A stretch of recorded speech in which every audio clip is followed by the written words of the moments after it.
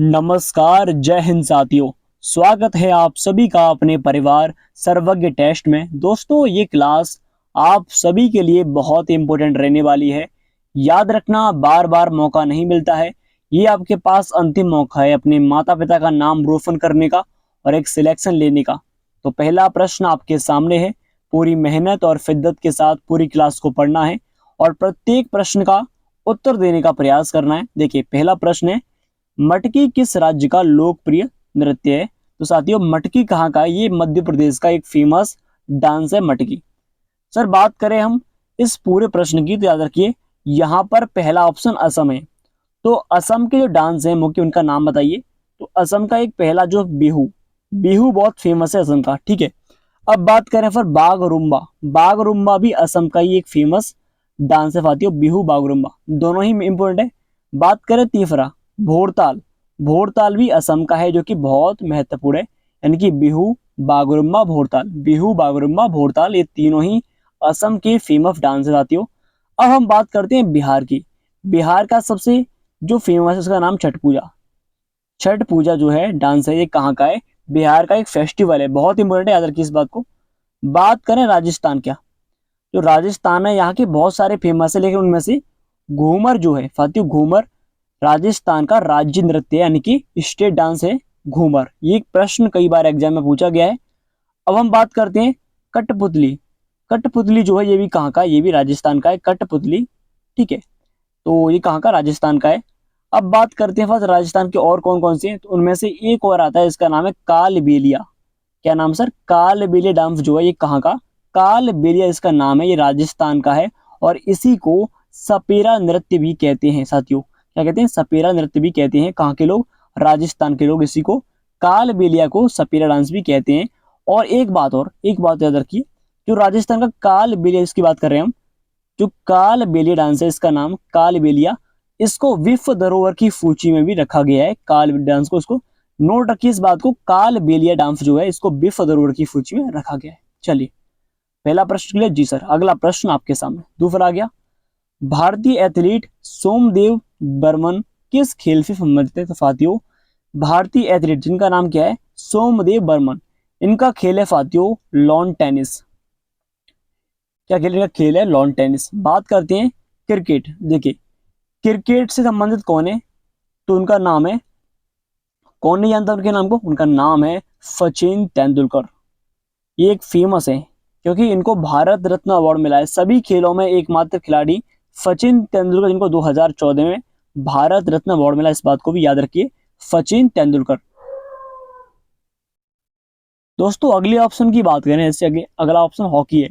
तो बात करते हैं हॉकी की। हॉकी एक फेमस है, भारत का राष्ट्रीय, आप जानते हैं क्या है, खेल है हॉकी। हॉकी के सबसे लोकप्रिय जो खिलाड़ी है उनका नाम है मेजर ध्यानचंद। क्या नाम है? मेजर ध्यानचंद इनका नाम है, मेजर ध्यानचंद। याद रखना है, इनके जन्म दिवस पर हर साल, और इनको हॉकी का क्या कहते हैं? हॉकी का जादूगर भी कहते हैं। मेजर ध्यानचंद को हॉकी का जादूगर भी कहते हैं साथियों, मेजर ध्यानचंद को। अगर बात करें इनके बारे में हॉकी का, तो जो मेजर ध्यानचंद जी हैं, इनके जन्म दिवस पर 29 तारीख को, कब? 29 अगस्त को हर साल क्या बनाते हैं? राष्ट्रीय खेल दिवस मनाते हैं 29 अगस्त को। और किसके? मेजर ध्यानचंद के जन्म दिवस पर प्रतिवर्ष 29 अगस्त को क्या मनाते हैं? राष्ट्रीय खेल दिवस। आगे बढ़ते हैं, अगला प्रश्न देखिए। होली रंगों का त्योहार है जिसे हिंदू माह में, यानी कि किस महीने में मनाते हैं हिंदू माह के? साथियों, इसका राइट आंसर रहने वाला है जो फागुन महीना होता है, फागुन का, उस टाइम पर होली का त्योहार मनाते हैं। इस बात को नोट कीजिए। ये प्रश्न एग्जाम में जीडी में पूछा गया प्रश्न है, बहुत इंपॉर्टेंट है। अब हम बात करते हैं, देखिए अगला कि साथियों फूस, जो पोष बोलते हैं, इस पोष में कौन सा फेस्टिवल मनाते हैं? याद रखिए इस बात को। तो इस पूष माह में जो पौष बोलते हैं, इसको क्या मनाते हैं? इसमें मकर संक्रांति त्योहार मनाते हैं, जो कि हिंदुओं का त्योहार है, मकर संक्रांति। ठीक है, मकर संक्रांति भी हिंदुओं का हमारा ही त्योहार है। बात करते हैं कार्तिक की। जो कार्तिक माह में क्या मनाते हैं साथियों? तो यहाँ पर दिवाली को मनाते हैं, इस माह में दिवाली। ठीक है, हिंदुओं में ये भी याद रखिए, दिवाली कार्तिक माह में मनाते हैं। आगे बात करते हैं अगले प्रश्न की, नेक्स्ट इसका करते हैं पूरे का। देखिए, भारतीय राष्ट्रीय कांग्रेस के किस अधिवेशन में वंदे मातरम पहली बार गाया गया था? तो साथियों सबसे पहले 1896 में जो वंदे मातरम गीत है ये कांग्रेस के अधिवेशन में गाया गया 1896, ठीक है। अब देखिए 1885 में बात करते हैं। जो राष्ट्रीय कांग्रेस है, कांग्रेस की स्थापना, इसकी स्थापना होती है 1885 में। कांग्रेस की इस बात को याद किए। 1885 में इसकी स्थापना होती है और इसकी जो अध्यक्ष होती हैं, पहली महिला, उनका नाम था एनी बेसेंट। एनी बेसेंट पहली महिला हेड थी इसकी, ठीक है, एनी बेसेंट। अगर बात करें इसका जो जो हेड था उसका नाम था ए ओ ह्यूम। ए ओ ह्यूम इसका हेड था, इसको भी याद रखिए। चलिए अब देखते हैं 1950। 24 जनवरी 1950 साथियों, इस टाइम पर 24 जनवरी 1950 में भारत के संविधान में जो राष्ट्रीय गीत है और राष्ट्रीय गान है, इन दोनों को अपनाया जाता है। राष्ट्रीय गीत और राष्ट्रीय गान को 24 जनवरी 1950 में भारत के संविधान में अपनाते हैं, इस बात को नोट कीजिए। देखिए 1949 यानी कि 1949 का मतलब है कि 22 जुलाई, सॉरी 1949 का मतलब है कि 26 नवंबर 1949 में सबसे पहले संविधान बनकर तैयार होता है। 26 नवंबर 1949 को सबसे पहले संविधान बनता है, इस बात को नोट कीजिए। चलिए आगे बढ़ते हैं। अगला प्रश्न कि भारतीय राष्ट्रीय कांग्रेस की प्रथम महिला अध्यक्ष का नाम बताना है आपको। तो पहली जो महिला हेड थी उनका नाम था, क्या था फिर? पहली महिला जो हेड थी उनका नाम था एनी बेसेंट। याद रखिए पहली महिला हेड थी एनी बेसेंट और इसकी स्थापना होती है 1885 में, हम बात कर चुके हैं। देखिए सरोजिनी नायडू जो है आप जानते हैं, ये भारत की पहली महिला राज्यपाल थी, राज्यपाल गवर्नर। और ये कहाँ की थी? ये हमारे उत्तर प्रदेश की पहली महिला राज्यपाल थी, याद रखिए इस बात को। बात करते हैं इंदिरा गांधी, ये हमारे देश की पहली महिला प्रधानमंत्री थी, पीएम इंदिरा गांधी जी, इसको तो आप जानते हैं। चलिए प्रतिभा पाटिल की बात करें, हमारे देश की पहली महिला राष्ट्रपति थी प्रतिभा पाटिल, पहली महिला राष्ट्रपति, ठीक है। आशा है कि इतना आप समझ चुके हैं क्लियरली। चलिए आगे बढ़ते हैं। अगला प्रश्न, सुभाष चंद्र बोस ने कांग्रेस अध्यक्ष पद से इस्तीफा कब दिया था? तो साथियों तो कांग्रेस जो अध्यक्ष पद से इस्तीफा दिया था इन्होंने 1939 में इन्होंने फॉरवर्ड ब्लॉक की स्थापना की, फॉरवर्ड ब्लॉक की स्थापना, ठीक है। 1939 में ये करते हैं फॉरवर्ड ब्लॉक की स्थापना। अब इसका आंसर तो आपको देना है, ठीक है। पूरे प्रश्न को पढ़ते हैं पहले। 1931 यानी कि 23 मार्च 1931 में भगत सिंह, राजगुरु, सुखदेव, इन तीनों को फांसी होती है। भगत सिंह, राजगुरु, सुखदेव कब होती है साथियों? ये तीन लोग थे, भगत सिंह, राजगुरु, सुखदेव, जो कि हमारे देश की आन बान शान सब कुछ यही है। और 23 मार्च 1931 को अंग्रेजों के द्वारा इनको फांसी होती है और ये शहीद होती है अपने देश के लिए, इस बात को मत भूलिएगा। देखिए अब बात करें 1945 यानी कि 22 जुलाई 1945 में सबसे पहले साथियों, सबसे पहले जो राष्ट्रीय ध्वज है, झंडा है हमारा देश का, ध्वज बोलते हैं इसको, ध्वज को भारतीय संविधान में अपनाया था। 22 जुलाई 1945 को राष्ट्रीय ध्वज को अपने देश में शामिल किया। बात करते हैं 1919 की, तो 13 अप्रैल 1919 में जो घटना हुई थी, जो कि हत्याकांड था हमारे देश का सबसे बड़ा, तो उसका नाम था जलियांवाला बाग हत्याकांड। 1919 में होता है जलियांवाला बाग हत्याकांड। तो साथियों ये कहाँ पर होता है? ये होता है पंजाब के अमृतसर में होता है। ये भी याद रखिए पंजाब के अमृतसर में ये घटना होती है, ठीक है। और कब होती है? 13 अप्रैल 1919 को, ये भी याद रखिए। चलिए आगे बढ़ते हैं। संविधान के किस अनुच्छेद के तहत एक नागरिक को कोई भी उपजीविका या व्यापार करने की स्वतंत्रता है? तो साथियों ये हमारे आर्टिकल में आता है, आर्टिकल नंबर 19(1)(g) में इसका उल्लेख है कि कोई व्यक्ति, हमारे देश का कोई नागरिक है, वो कहीं पर भी अपनी उपजीविका जी सकता है और व्यापार कर सकता है, आर्टिकल 19(1)(g) के तहत। अब बात करते हैं आर्टिकल 32। तो साथियों आर्टिकल 32 जो है बहुत इंपॉर्टेंट है। आर्टिकल 32 यानी कि जो अनुच्छेद 32 है बहुत ही इंपॉर्टेंट है, यानी कि संविधान की आत्मा इसी को कहते हैं। और किसने कहा है संविधान की आत्मा? आर्टिकल 32 को डॉक्टर भीमराव अंबेडकर ने कहा है, संविधान की आत्मा। और याद रखिए डॉक्टर भीमराव अंबेडकर ही हमारे देश के संविधान के जनक हैं, माने जाते हैं। देखिए अनुच्छेद 32 जो है, इसके तहत सुप्रीम कोर्ट 5 प्रकार की रिट जारी करता है। कितने? 5 प्रकार की, ये भी याद रखिए 5 प्रकार की रिट जारी करता है। चलिए आर्टिकल 25 की बात करें आर्टिकल 25 के तहत जो धर्म की स्वतंत्रता, ठीक है, यानी कि कोई व्यक्ति उसकी इच्छा है वो चाहे तो कौन सा भी धर्म अपना सकता है, उस व्यक्ति की ये स्वतंत्रता है आर्टिकल 25 के तहत, ये भी याद रखिए। बात करते हैं अनुच्छेद 17 की, तो आर्टिकल 17 जो है इसमें जितना भी छुआछूत है, छुआछूत यानी कि जो भी जातिगत जो व्यवस्था होती है, जैसे कि अनटचेबिलिटी बोलते हैं इसको, और अस्पृश्यता का अंत किया है इसमें, अनटचेबिलिटी का इसमें एंड किया है, इसको भी नोट कीजिए। चलिए आगे बढ़ते हैं फातियो, अगला प्रश्न नेक्स्ट। निम्नलिखित में से किस अनुच्छेद के तहत संपत्ति के अधिकार को कानूनी अधिकार के रूप में स्थानांतरित कर दिया गया? तो साथियों, तो जो संपत्ति का अधिकार था उसको कानूनी अधिकार बनाया था आर्टिकल 301 के तहत। ये प्रश्न बहुत इंपॉर्टेंट है। आर्टिकल 301 के तहत जो भी हमारा संपत्ति का अधिकार था उसको कानून की अधिकार में कन्वर्ट किया था, इसको भी नोट कीजिए। देखिए बात करें आर्टिकल 315, इसमें यूपीएससी का उल्लेख है। यूपीएससी का मतलब यूनियन पब्लिक सर्विस कमीशन, संघ लोक सेवा आयोग बोलते हैं इसको हिंदी में, यूपीएससी को। सबसे पहले इसकी स्थापना कब होती है ये आपको कमेंट में लिख देना है, और ये अनुच्छेद 315 में यूपीएससी का वर्णन है, ठीक है। अब बात करते हैं आर्टिकल 343 में, और अनुच्छेद 343 में हमारे देश की जो हिंदी, जिसको राजभाषा बोलते हैं, राजभाषा, इसका उल्लेख जो है वो कहाँ पर है? भारत के संविधान में अनुच्छेद 343 में इसका उल्लेख है, राजभाषा माना गया है हिंदी को। बात करते हैं आर्टिकल 280, जो आर्टिकल 280 है ये हमारे देश का वित्त आयोग यानी कि फाइनेंस कमीशन में आता है आर्टिकल 280, इसको भी याद रखिए। चलिए आगे बढ़ते हैं, अगला प्रश्न। सौर मंडल में सबसे गर्म ग्रह कौन सा है? ये प्रश्न आपके सामने आ गया। देखिए सबसे पहले मानते हैं हमारा सूर्य यहाँ पर है, फॉर एग्जाम्पल सूर्य हमारा ये, ठीक है, सूर्य है। अब यहाँ पर बुध, शुक्र, पृथ्वी, मंगल, बृहस्पति, शनि, और यहाँ पर अरुण और यहाँ पर वरुण, ठीक है, एग्जाम्पल के तौर मानिए इसको। तो हमारा सूर्य है पहला ग्रह, ठीक है। अब ये कह रहा है सबसे गर्म ग्रह कौन सा है, तो शुरुआत में जो ग्रह बुध, अब आप कहोगे सर ये इसके नजदीक है तो ये गर्म होगा, नहीं। बुध ग्रह जो है भले ही नजदीक क्यों ना हो पर ये गर्म नहीं है, ठीक है। हमारा जो शुक्र ग्रह है इसको हम गर्म मानते हैं, बुध के बाद जो ग्रह आता है इसको शुक्र, क्योंकि कोई कारण है इसके वजह से, यहाँ पर कोई ऐसी गैस मिलती है जिसकी वजह से ये सर्वाधिक गर्म रहता है, ठीक है।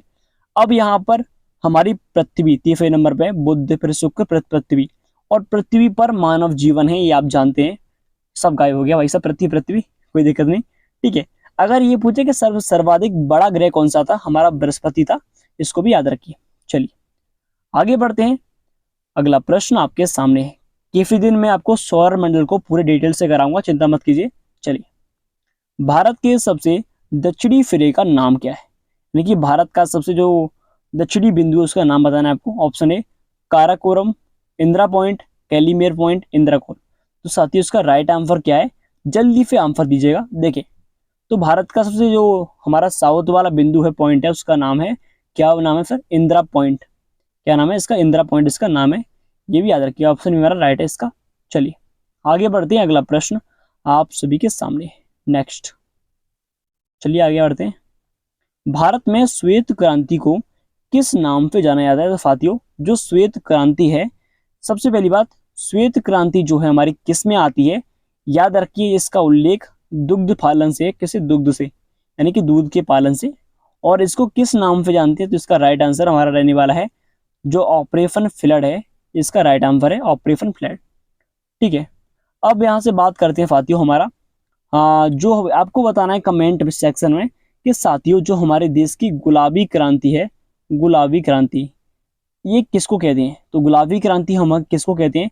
ये कहते हैं हम झींगा मछली, झींगा मछली को बोलते हैं गुलाबी क्रांति। बात करें नीली क्रांति, साथियों जो नीली क्रांति है इसका मतलब क्या है? ये हमारी मत्स्य पालन से संबंधित है, मत्स्य पालन, नीली क्रांति, ठीक है। अब हम बात करें साथियों रजत क्रांति। रजत क्रांति जो है यानी कि जो हमारी सिल्वर रेवोल्यूशन जो है ये किस में आती है? ये हमारी अंडा है, अंडे में आती है, अंडे को हम रजत क्रांति कहते हैं, ठीक है। तो चलिए आगे बढ़ते हैं, अगला प्रश्न आपके सामने नेक्स्ट। संघाई सहयोग संगठन यानी कि एससीओ बोलते हैं इसको, इसका 9वां जो स्थायी सदस्य कौन सा बना है? तो साथियों हाल ही में या फिर 1 वर्ष पूर्व ईरान इसका मेंबर बना था एससीओ का, याद रखिए इस बात को, बहुत इंपॉर्टेंट है। आगे बढ़ते हैं, अगला प्रश्न आप सभी के सामने। नेक्स्ट, कि स्वच्छ भारत अभियान कब स्टार्ट हुआ था? तो साथियों, जो स्वच्छ भारत अभियान स्टार्ट होता था 2 अक्टूबर 2014 में स्टार्ट होता है, इस बात को याद रखिए। चलिए आगे बढ़ते हैं, अगला प्रश्न आपके सामने है, निम्नलिखित में से किसको आरबीसी का कब्रिस्तान कहा जाता है? तो आरबीसी का मतलब होता है रेड ब्लड सेल, ठीक है, और कब्रिस्तान कहते हैं पिलिया को, ये भी याद रखिए, पिलिया इसका कब्रिस्तान है। अगला प्रश्न, राजस्थान के किस लोक नृत्य को सपेरा डांस भी कहते हैं? ये प्रश्न मैंने अभी आपको कराया था, आप इसको तो आंसर बैफी दे सकते हो दोस्तों। तो याद रखिए, सपेरा डांस कहते हैं काल बेली डांस को, और इसको विश्व धरोहर की सूची में शामिल किया गया है, विश्व धरोहर की सूची में, इस बात को भी नोट कीजिए। और इसका राइट आंसर कालबेलिया रहेगा। हमने बात की थी घूमर डांस जो है यहाँ का एक स्टेट डांस है, कैसा है? राज्य नृत्य, हम बात कर चुके हैं, स्टेट डांस है यहाँ का, राज्य नृत्य, ठीक है। आगे बढ़ते हैं, अगला प्रश्न, निम्नलिखित में से कौन पश्चिम बंगाल का पारंपरिक नकाब पोफ डांस है, यानी कि मास्क डांस है?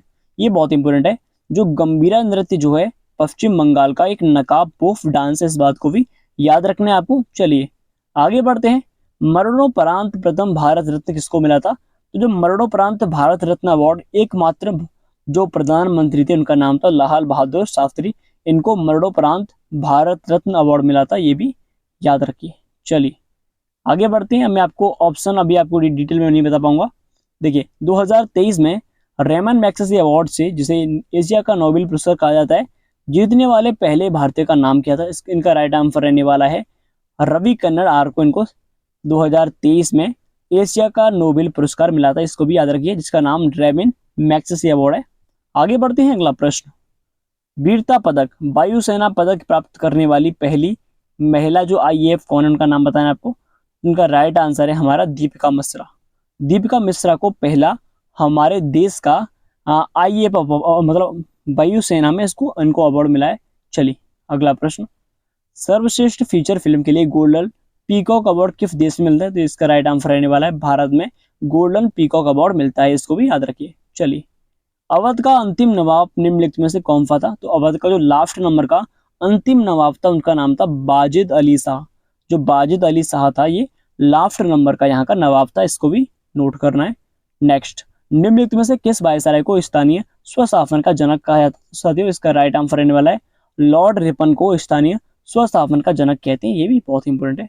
आगे बढ़ते हैं, उत्तर पश्चिमी सीमांत प्रांत के पठानों के बीच अहिंसा को बढ़ावा देने के प्रयासों के लिए सीमांत गांधी अर्थात फ्रंटियर गांधी के रूप में किससे जाना जाता है? तो इसका राइट आंसर है खान अब्दुल गफ्फार खान। खान अब्दुल गफ्फार खान को सीमांत गांधी यानी कि फ्रंटियर गांधी भी कहते हैं। इंपॉर्टेंट क्वेश्चन है। सरदार वल्लभ भाई पटेल ये हमारे देश के पहले उप प्रधानमंत्री थे, याद रखिए इस बात को, यानी कि वाइस प्राइम मिनिस्टर थे सरदार वल्लभ भाई पटेल। अगला प्रश्न, भारतीय राष्ट्रीय कांग्रेस ने पूर्ण स्वराज का संकल्प किस अधिवेशन में पारित किया? तो साथियों लाहौर के अधिवेशन 1929 में इन्होंने पूर्ण स्वराज का संकल्प को क्या किया? पारित किया, इस बात को नोट रखिए। चलिए आगे बढ़ते हैं। नेक्स्ट, विश्व का सबसे बड़ा उष्णकटिबंधीय वर्षा वन कहाँ पर है, यानी कौन सा है? तो उसका राइट आंसर अमेजन जो है विश्व का सबसे बड़ा उष्णकटिबंधीय वर्षा वन है दोस्तों। चलिए नेक्स्ट प्रश्न, न्यू कैसल बंदरगाह विश्व का सबसे बड़ा कोयले का बंदरगाह है, जो कि निर्यातक बंदरगाह भी है, ये किस देश में स्थित है? तो साथियों ये बंदरगाह जो है ये कहाँ का? ये ऑस्ट्रेलिया का बंदरगाह है, जो कि सर्वाधिक मात्रा में व्यापार करता है निर्यातक बंदरगाह, जिसका नाम क्या है? नाम है न्यू सैकल बंदरगाह, और कहाँ का है? ऑस्ट्रेलिया का है। चलिए, और कोयले का क्या करता है? व्यापार करता है। नेक्स्ट, विश्व का सर्वाधिक मतदाताओं वाला देश कौन सा है? तो ये कंट्री कौन है भाई? अपने भारत के सिवाय कोई हो सकती है? नहीं, अपने भारत में सर्वाधिक वोट गिर दिए, इस बात को तो मत भूल सकते हो भाई साहब। विश्व का सबसे बड़ा महाकाव्य कौन सा है? यानी कि महाकाव्य हमारे देश का महाभारत ही है। बहुत इजी प्रश्न था। आगे बढ़ते हैं। नेक्स्ट, ये प्रश्न आ गया आपके सामने धांसू, जो कि अभी पूछा गया है लेटेस्ट में। वर्तमान में सूक्ष्म लघु और उद्यम जो मध्यम मंत्री कौन है? यानी कि minister of micro small and medium enterprise, उनका नाम है फ्री जीतन राम मांझी, जो कि 2024 में अभी बने, 1 महीने पहले लेटेस्ट। तो याद रखना है, इनका बहुत इंपॉर्टेंट है। बात करते हैं एफ जयशंकर, ये हमारे देश के विदेश मंत्री हैं, फॉरेन मिनिस्टर, बहुत इंपॉर्टेंट। निर्मला सीतारमण जी, ये तो हमारे देश की वित्त मंत्री हैं, फाइनेंस मिनिस्टर, बहुत इंपॉर्टेंट है। धर्मेंद्र प्रधान, इनका नाम तो शिक्षा मंत्री से जुड़ा है, धर्मेंद्र प्रधान शिक्षा मंत्री हैं हमारे। चलिए वैदिक भजनों या मंत्रों के संग्रह को किस नाम से जानते हैं? तो इसका राइट आंसर संहिता। संहिता कहते हैं। मंत्र हो, भजन हो, इन सभी को हम संहिता कहते हैं। नेक्स्ट, किस व्यक्ति को द्वितीय अशोक कहते हैं? अशोक तो हर्षवर्धन को द्वितीय अशोक कहा जाता है दोस्तों। इसका राइट आंसर हर्षवर्धन रहने वाला है। बात करते हैं समुद्रगुप्त। ये हमारे देश के क्या है? ये हमारे देश के बहुत ही, इनको भारत का नेपोलियन कहते हैं। क्या कहते हैं? भारत का नेपोलियन समुद्रगुप्त को। बात करें समुद्रगुप्त, इनको कविराज भी कहा जाता है, कविराज समुद्रगुप्त को। ठीक है। चंद्रगुप्त मौर्य जो थे, इन्होंने हमारे देश में धनानंद को पराजित कर, किसको? धनानंद को हराकर मौर्य वंश की स्थापना की थी चाणक्य की सहायता से। और इनके गुरु जो थे चंद्रगुप्त मौर्य के, उनका नाम था चाणक्य। चाणक्य गुरु थे और इनकी फेमस पुस्तक थी चाणक्य की अर्थशास्त्र। फेमस पुस्तक अर्थशास्त्र थी। अब बात करें फातियों चाणक्य, जो कि चंद्रगुप्त मौर्य के गुरु थे। इनका नाम था विष्णुगुप्त भी था, कौटिल्य भी इनको कहते थे, विष्णुगुप्त। और इनका दूसरा नाम भी था कौटिल्य था। क्या था? कौटिल्य। इन सब बातों को नोट कीजिए, मैं लिख नहीं पाऊंगा, मेरी स्क्रीन बहुत छोटी है लिखने के लिए। ठीक है, आगे बढ़ते हैं। अगला प्रश्न, सिंधु घाटी सभ्यता का बंदरगाह शहर निम्न में से कौन सा था? तो फातियों, जो सिंधु घाटी सभ्यता का बंदरगाह था उसका नाम था लोथल। और ये कहाँ पर फातियों? ये हमारा गुजरात में है। कहाँ पर? गुजरात में है सिंधु घाटी सभ्यता का इस बंदरगाह शहर। बात करें कालीबंगा, ये कालीबंगा कहाँ पर फातियों? ये राजस्थान का ही भी एक सिंधु घाटी का ही पार्ट है। हड़प्पा सभ्यता का कालीबंगा कहाँ पर? राजस्थान में है। ठीक है। बात करें फातियों राखीगढ़ी, जो कि नवीनतम इसकी खोज हुई है। राखीगढ़ी जो कहाँ पर? ये हरियाणा में है, राखीगढ़ी। और इसकी नवीनतम हाल ही में खोज हुई थी, एक दो साल पहले। धोलावीरा, ये कहाँ पर था? ये गुजरात का है, धोलावीरा। ठीक है, गुजरात का एक फेमस शहर है, जहाँ जो कि सिंधु घाटी सभ्यता का एक फेमस शहर है। चलिए आगे बढ़ते हैं। भारतीय वन सर्वेक्षण विभाग का मुख्यालय कहाँ पर है? तो साथियों, ये मुख्यालय देहरादून में है, इसको भी याद रखिए। चलिए, कोई व्यक्ति लोकसभा का चुनाव लड़ सकता है यदि उसकी आयु 25 वर्ष हो। कितनी? 25 वर्ष की अगर उसकी आयु है तो वो लोकसभा का चुनाव लड़ सकता है, ये भी याद रखिए। चलिए, किस देश के साथ म्यांमार की अंतर्राष्ट्रीय सीमा लगती है? तो सबसे अधिक म्यांमार की जो सीमा है वो हमारे किससे लगती है? वो लगती है फातिह। इसका आंसर तो आप दे देना, ठीक है, करेक्ट आंसर आप ही दोगे। भारत के अधिकांश शास्त्रीय नृत्य रूपों की उत्पत्ति कहाँ से हुई है? तो नाट्य शास्त्र से सर्वाधिक मात्रा में नृत्य रूपों की उत्पत्ति हुई है, ये भी याद रखिए। चलिए, भवई कहाँ का है? ये प्रश्न बहुत इंपॉर्टेंट है कि भवई किस भारतीय राज्य की पारंपरिक नाट्य शैली है? तो साथियों, ये भवई जो है ये कहाँ की है? बात करें भवई तो ये गुजरात की एक फेमस शैली है भवई।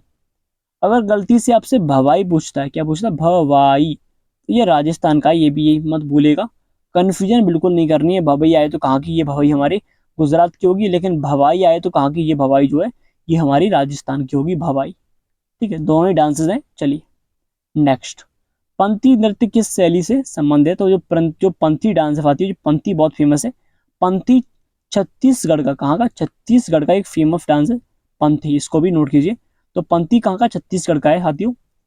बात करते हैं महाराष्ट्र की, तो महाराष्ट्र जो है इसकी लावड़ी, लावड़ी बहुत फेमस है महाराष्ट्र का, इसको भी नोट कीजिए, लावड़ी।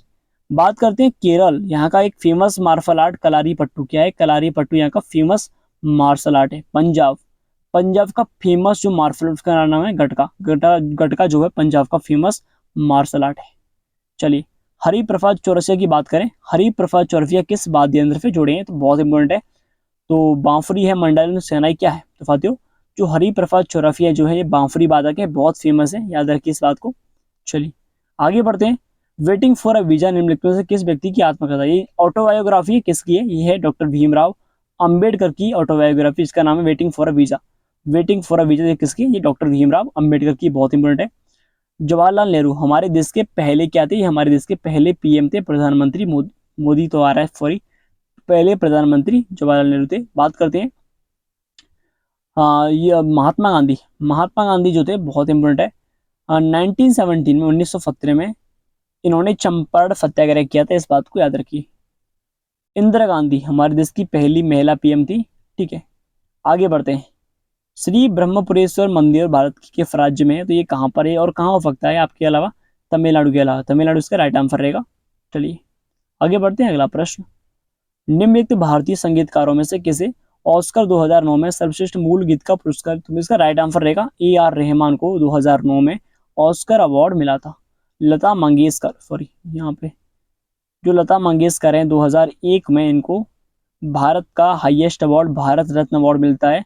और लता मंगेशकर को स्वर कोकिला के नाम से भी जानते हैं, ये भी याद रखिए। बात करते हैं अगले प्रश्न की नेक्स्ट। भारत के किस राज्य में नटंजलि फेस्टिवल मनाते हैं? इसका राइट आंसर रहने वाला है तमिलनाडु। तमिलनाडु जो है यहाँ पर नटंजलि फेस्टिवल को मनाते हैं, ये भी याद रखिए नटंजलि। गोवा का एक फेमस है जिसका नाम है सिग्मो। सिग्मो फेस्टिवल जो है ये कहाँ का? गोवा का एक फेमस जो फेस्टिवल है। उत्तर प्रदेश की बात करते हैं, यहाँ पर कथक जो है यहाँ का फेमस क्लासिकल डांस है कथक। और कथक के जो भी कलाकार हैं, पंडित बिरजू महाराज, लच्छन महाराज, अच्छन महाराज, यानी कि बहुत इंपॉर्टेंट, ठीक है। राजस्थान की बात करें, राजस्थान तो इसकी बात हम कर चुके हैं पहले, आगे बढ़ते हैं। विभाजन विभीषिका स्मृति दिवस को मनाते हैं, इसका राइट आंसर 14 अगस्त को मनाते हैं विभाजन विभीषिका स्मृति दिवस।